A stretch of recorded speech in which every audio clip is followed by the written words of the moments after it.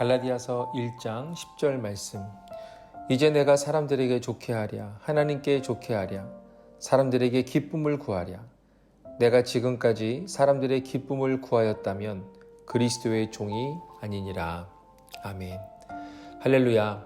오늘은 갈라디아서 1장 10절의 말씀을 통해 좋은 게 좋은 것이라는 마음, 사람들을 기쁘게 하려 함이라는 제목으로 말씀을 나누고자 합니다.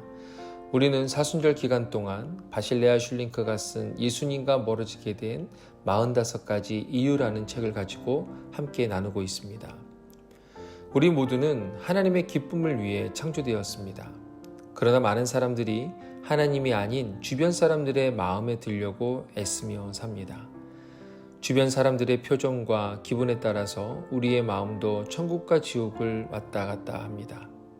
사도 바울은 인간관계 가운데서 발견될 수 있는 암적인 존재를 오늘 본문에서 언급하고 있습니다. 내가 지금까지 사람들의 기쁨을 구하였다면 그리스도의 종이 아니니라. 인간의 마음은 죄라는 것에 감염되어 있기 때문에 끊임없이 하나님이 아니라 사람들의 마음에 들려고 애쓰고 있습니다. 그래서 사랑과 인정받는 일에 실패하면 크게 상심할 뿐만 아니라 이것을 간절히 원하면 원할수록 실패의 상처는 더욱 커지는 것을 보게 됩니다. 우리가 사순절 기간 동안 나누고 있는 책 예수님과 멀어지게 된 45가지 이유의 저자인 바실레아 슐링크. 바실레아 슐링크가 살았던 그 시대는 1, 2차 세계대전이 있었던 시대입니다. 특히나 바실레아 슐링크가 살고 있었던 독일의 다름슈타트는 독일 나치의 무기 생산 공업도시였습니다. 그 때문에 유엔군의 무차별 폭격을 받던 매우 치열한 곳이었습니다. 그곳에서 바실레아 슐링크는 두려움 앞에 무릎을 꿇고 당시 나치 집권 세력을 기쁘게 하려고 예수님을 부인했었던 수많은 그리스도인들을 보았고 또 종국에 그들이 거두어들인 심판의 열매도 어느 정도 보았다고 말합니다. 우리의 일상에서 일어나는 몇 가지 일들을 생각해 보면 이런 경우가 있을 수 있습니다. 다른 사람들에게는 친절하면서 가족들에게는 짜증을 내며 까다롭게 구는 사람들이 있습니다.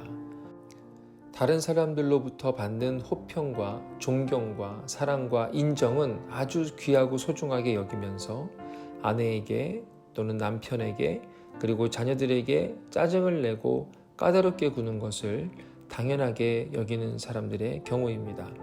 그런데 과연 그런 사람들이 하나님의 마음을 생각하고 하나님의 기쁨을 위해 사는 사람들이라고 말할 수 있을까요? 결코 그렇지 않습니다.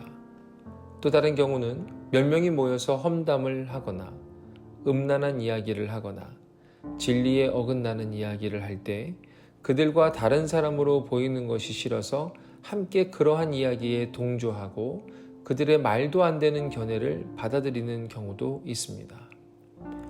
이러한 사람들이 과연 하나님의 기쁨을 위해 사는 사람들일까 생각해보면 역시 그렇지 않습니다. 죄로 인해 오염되고 연약해진 우리는 본능적으로 마음속에 사람들의 호의를 잃어버리고 싶지 않은 마음이 있습니다. 적을 만들고 싶지 않은 것이죠. 그런데 만약 우리가 그런 대화에 끼어 있다라고 한다면 그런 대화에 끼어드는 상태에서 우리가 과연 복음을 전할 수 있을까요? 그렇지 않습니다.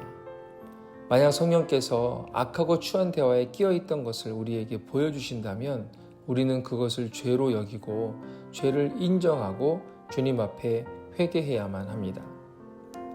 예수님은 마태복음 10장 28절에서 몸은 죽여도 영혼은 능히 죽이지 못하는 자들을 두려워하지 말고 오직 몸과 영혼을 능히 지옥에 멸하실 수 있는 일을 두려워하라 라고 말씀하셨습니다.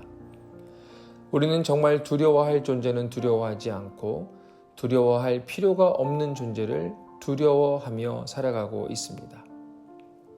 우리의 삶에서 사람들의 마음에 들기 위해서 애쓰다가 하나님의 은혜를 잃어버리는 경우는 없어야 할 줄로 믿습니다. 사도 바울은 로마서 8장 31절에 그런즉 이 일에 대하여 우리가 무슨 말 하리요? 만일 하나님이 우리를 위하시면 누가 우리를 대적하리요? 라고 말하고 있습니다. 거꾸로 말하면 하나님이 우리를 위하지 않으시면 우리는 사단의 먹잇감이 될 수밖에 없다는 말입니다. 예수님이 공생애를 시작하셨을 때를 생각해 보겠습니다. 공생애가 시작되었다는 것은 이제 예수님께서 십자가에서 죽으시는 구원 사역이 시작이 되었다라고 볼 수 있는 것입니다. 예수님은 요단강에서 세례 요한에게 세례를 받으시는 것으로 공생애를 시작하십니다. 세례를 받으신 이후에 하늘에서 음성이 들립니다. 이는 내 사랑하는 아들이요 내 기뻐하는 자라. 하나님 아버지의 구원의 역사를 이루시기 위해 하나님 아버지께 순종하기로 예수님이 결정한 그 순간이 바로 하나님의 기쁨이 되는 순간이었습니다. 마찬가지입니다. 우리도 주님께 순종하기로 결정하는 그 순간, 하나님의 기쁨이 되기로 결정하는 그 순간, 우리는 하나님의 기쁨이 되는 것입니다. 사람들의 관심과 인정 그리고 호평은 우리의 태도와 우리의 상태에 따라 달라집니다. 그러나 하나님은 우리의 어떠함에 따라 그 사랑을 바꾸시지 않으시고 변함없는 사랑으로 우리를 사랑하십니다. 때문에 하나님의 기쁨으로 살아갈 때만이 이 세상의 삶과 다른 차원의 풍성한 삶을 우리는 살 수 있습니다.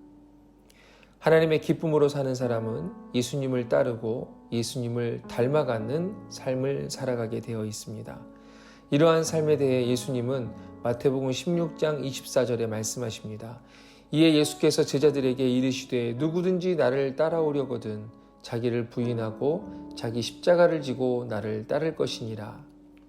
우리가 이렇게 하나님을 기쁘시게 해드리는 삶을 살기 시작하면 사람들은 우리를 거부하거나 우리의 적으로 돌변할 수도 있습니다. 그러나 하나님이 변하지 않는 신실하신 사랑으로 우리를 사랑해 주실 것이고 또한 동시에 하나님의 기쁨으로 살아가고 있는 또 다른 동역자들을 만나고 그들이 우리를 사랑해 줄 것입니다. 그러면 예수님을 믿지 않는 사람들과는 어떻게 지내라는 것이냐? 불신자들과는 완전히 척지고 살라는 것이냐라고 물으실 수도 있을 것 같습니다. 확신하건대 자신을 엄격하게 대하며 정직하게 살펴보시길 바랍니다. 이러한 질문의 동기는 여전히 하나님의 기쁨보다는 사람의 기쁨으로 살고 싶어하는 마음이 우리 안에 있다는 것을 발견하시게 될 것입니다. 하나님의 인정과 하나님의 기쁨을 위해 사는 사람들은 오직 주님만 바라보게 되어 있습니다. 어떤 대가를 지불하고서라도 하나님을 기쁘게 해드리는 것은 무한한 가치가 있는 일입니다. 여러분들을 축복합니다. 사람이 아닌 하나님의 기쁨으로 사십시오. 기도하시겠습니다. 주님, 하나님의 기쁨보다는 사람들의 기쁨을 추구하며 살았던 것을 정직하게 고백합니다. 사람들의 기쁨을 추구하다 보니 진리가 아닌 것에 타협하고 흘러가는 세상 풍조에 함께 휩쓸려 살아갔음도 정직하게 고백합니다. 하나님을 기쁘게 해드리면 주님이 우리를 사랑하고 높여주실 것이라는 약속이 있음에도 확신하지 못하고 의심하며 살았음을 고백하오니 용서하여 주옵소서. 사람들의 사랑은 금방 사라지는 아침 이슬 같고 빨리 지나가 버리는 구름 같은 것인데 여전히 그러한 것들에 목매어 살아가는 우리를 긍휼히 여겨 주옵소서. 주님, 하나님의 기쁨으로 살아가기를 원합니다. 어떠한 대가를 치른다 할지라도 하나님의 기쁨으로 살아가는 것 외에 다른 길을 생각하지 않게 해 주옵소서. 우리의 삶에서 하나님의 기쁨으로 살아가는 일에 가장 큰 우선순위를 두게 하여 주옵소서. 우리가 하나님의 기쁨이 될 수 있다면 그것만으로 충분하다는 삶의 태도를 가지고 살아가게 해 주옵소서. 우리가 원하는 것은 주님의 기쁨이 되는 것입니다. 우리를 다스려 주시고 우리를 주님이 원하시는 사람으로 만들어 주시옵소서. 예수님의 이름으로 기도하옵나이다. 아멘.